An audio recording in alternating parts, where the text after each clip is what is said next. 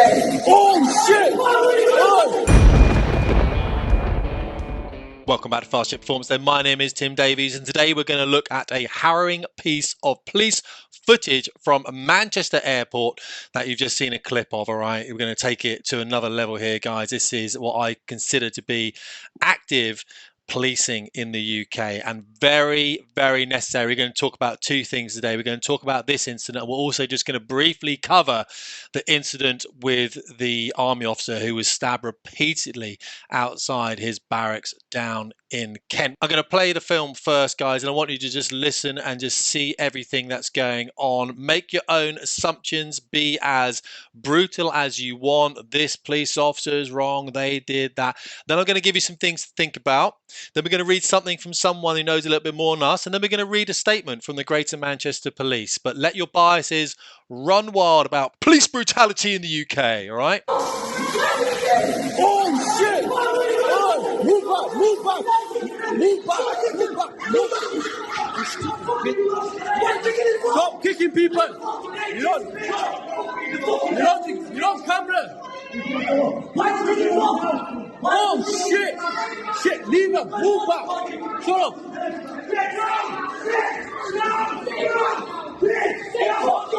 Move back! Hey! Move back! Move back! Move back! Move back! Side! Move back! Move back!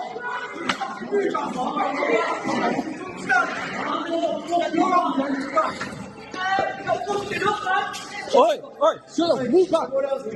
Right, we're clearly dealing, in my view, with a lot of didn't do nothing type people, aren't we? Which is people, in my eyes, that really don't understand British policing, or especially how to act around armed police officers. Yes, they are armed. You can see tasers out there. In America, these people will be dead already, okay? Because that's just how it works. In the UK, we have an escalation of dominance.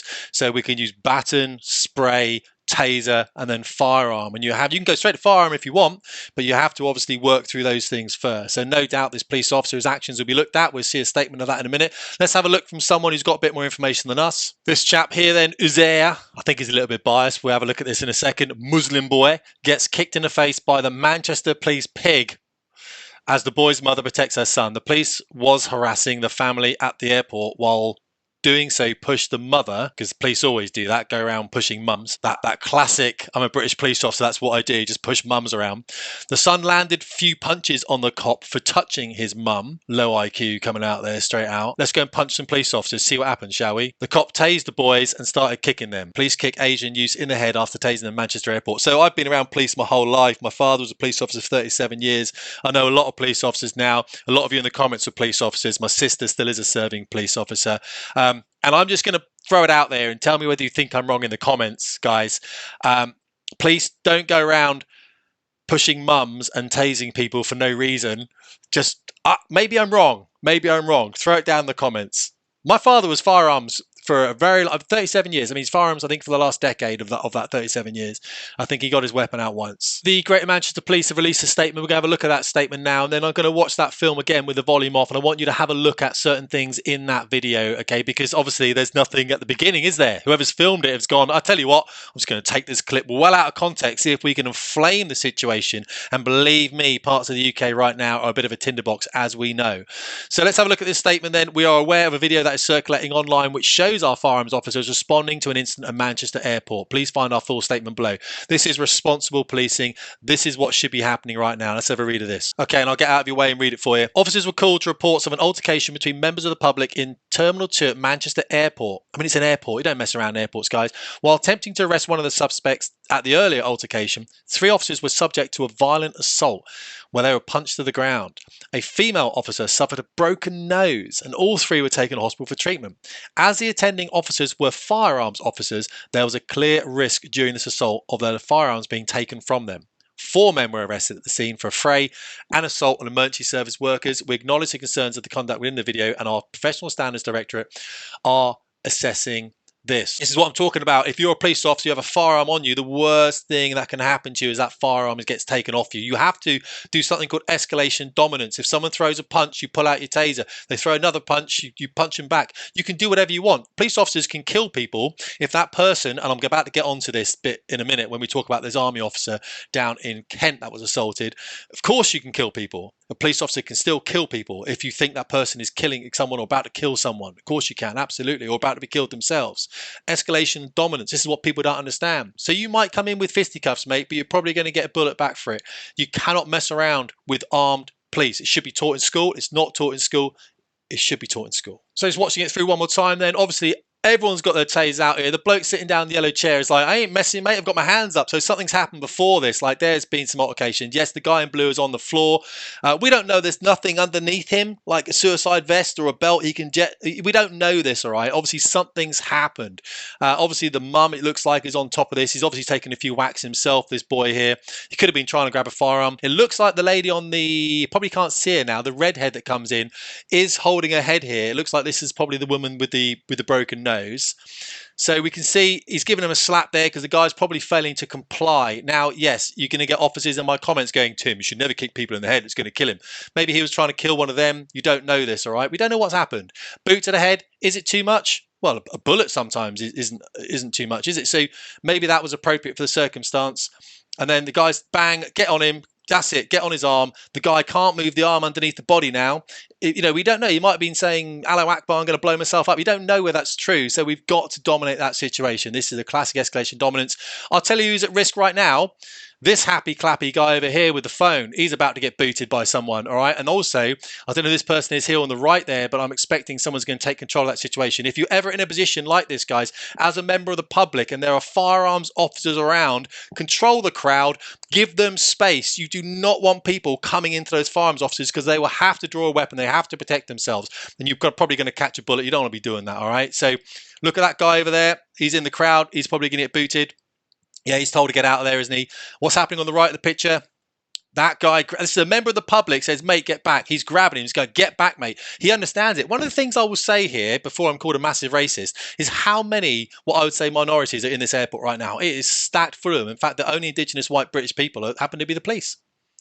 So that woman there, she appears. Obviously, everyone's filming this. Jeez, guys, help the police out.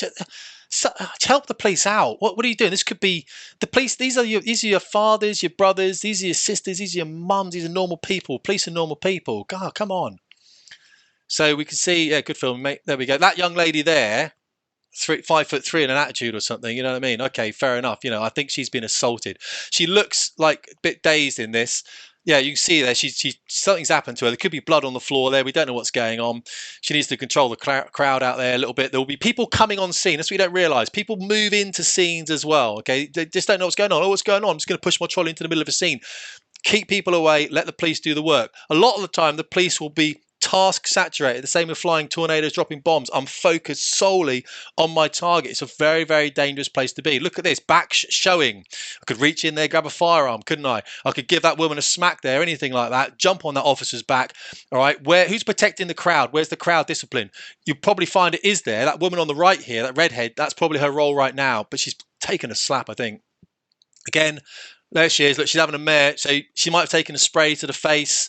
Anything like that. They're keeping the distance, making sure she's saying get back. But look, you can see she's having a mare. Emotional. One of the things that happens in assaults, guys, if you've ever been in fights, before I've been in loads of fights, there is this overwhelming post-fight sort of, I say emotion happens. Whether you've been the violent instigator, which sometimes I've had to be in, and other ways when I've been hit myself, there is this emotion that does come up. It comes up immediately, but then sometimes goes away and comes up 3 days later, and then a month later. It's violence, I always say, is never the answer. And a lot of people that have a go at me by saying violence is Tim have never been in violence themselves. That's all I'm saying. Fine. And all I'm saying is that, you know, crikey, I don't want to experience that. So again, she's trying to do some stuff here. She got a taser out as well. I think she did. That's a taser. You can see what earpieces hanging down, radios hanging down. There's been a tussle. This has been a tussle. That guy, that blue guy there climbing off the floor is about to get pounded because he's moving. Someone's going to jump on him. That guy in the chair, they're controlling the crowd. They're going around the outside of the crowd. Who's the threat here? Control, control, control. I'll tell you about the Special Air Service in a minute and how they control people, and you'll love that. Yeah, just jump on him, knee to the back, sit on him. That woman's got to sit on him. Why has the woman got to sit on him? Because she's small. It just is the way. Women are small. Lie on him. Do some jiu-jitsu or something, which I don't do, but I've seen enough MMA fights, you know what I mean? Body weight. Body weight compress on there, control the arms. We know that. We don't know what he's reaching for. He could be reaching for a blade. Big officer sees small officer struggling to control. He's going to pound that dude into the ground. There you go. Control it. both sides of the body, stop him turning. Surprised the mum wasn't taken down at some point there. Really control that and just control the crowd, basically. I think they did a pretty good job there. Throw spears in the comments, guys. Let's just quickly look at, I hate to say it, the army officer who was stabbed. The three responsibilities of every government. This is the World Economic Forum of which I am a member to see what they're doing, all right? It says here, the oldest and simplest justification for government is as protector, protecting citizens from violence. And one of the things we've seen recently, of course, is this. British serviceman fights for life after masked man looking for a soldier attack launches frenzied knife attack outside barracks. Police hold suspect 24. Oh, I don't want to talk about that next stuff. Man, you know, this guy stabbed him 70 times. The army officer was in uniform. I'll probably do a whole post about this. I just want to say right now, one of the worst things about this is this next bit here. Okay, so this motorcyclist was accused of stabbing the soldier, as I said, driving around before the scene. This is, so we understand this has happened. Army officer walking back from work fully in, obviously, uniform, gets attacked. And this guy, obviously, the army officer's wife was trying to pull this man off. It is horrific, all right? So the worst thing about this, though, we've seen this before with Fusilier Lee Rigby, someone that is very, and his family, very close to the British heart, of course, as we all know. That was an Islamist attack. This one, if we scroll down, which is so frustrating with this thing right now, for a lot of us, unfortunately, is I think we're being gaslit a little bit here. What we're seeing here is police yet to rule out terror, but cite mental health as possible explanation. Kent police have not yet ruled out the attack being terror-related, but cited mental health issues. I mean, this is, I'm just saying, is you can get away from it now, can't you? Just go and attack someone, stab them 70 times, whatever, and we can just cite mental health. And I expect those young people at the airport there who obviously attacked 4 police officers there are going to cite mental health as well. I'll leave you with this last thing so you know where I am on this, guys. As a patriot, served in the military for 20 years myself, work out every morning under the flag of England, the Union, and Richard I. I'm just going to leave you with this. And this is our Labour government just changing the word illegal to irregular. We are taking control of irregular migration now, which of course they mean illegal. Don't forget I told you what's going to happen, guys, under a Labour government. They're going to change the way we speak. They're going to change the way you think. Tim Davies, Fast Jet Performance.